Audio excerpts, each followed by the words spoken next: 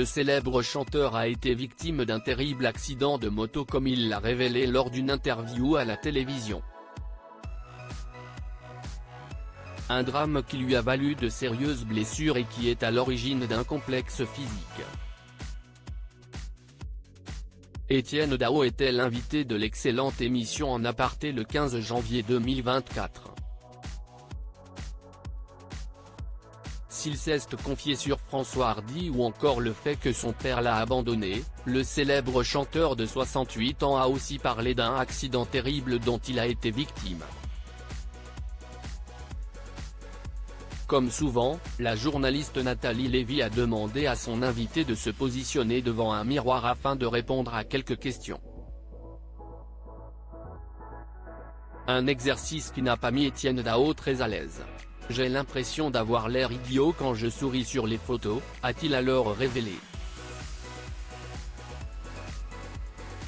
Un complexe qui a une origine dramatique.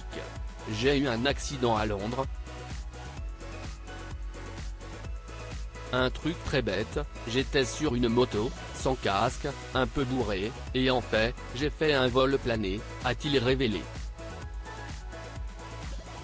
Un accident qui lui a valu de s'être cassé la mâchoire et de s'être ouvert la lèvre. Mais le complexe s'arrête là car le sexagénaire est bien dans sa peau et dans sa tête. Le temps n'a pas d'emprise sur lui. En fait, finalement, je me regardais dans les extraits que vous m'avez passés, je me trouve la même personne. Vraiment, je n'ai pas du tout l'impression d'avoir changé. Je suis le même, j'ai vieilli physiquement, mais je suis la même personne, explique celui qui a été nommé aux victoires de la musique dans les catégories artiste de l'année et album de l'année pour Tirer la nuit sur les étoiles. Et il a raison.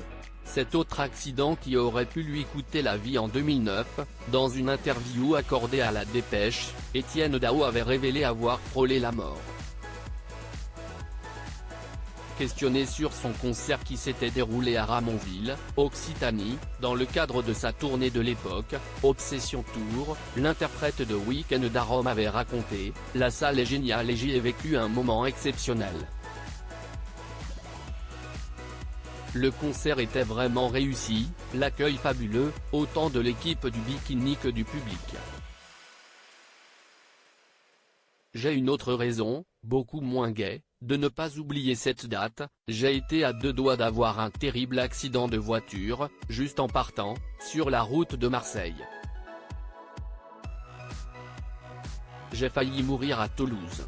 Heureusement, tout ça fait partie à présent du passé.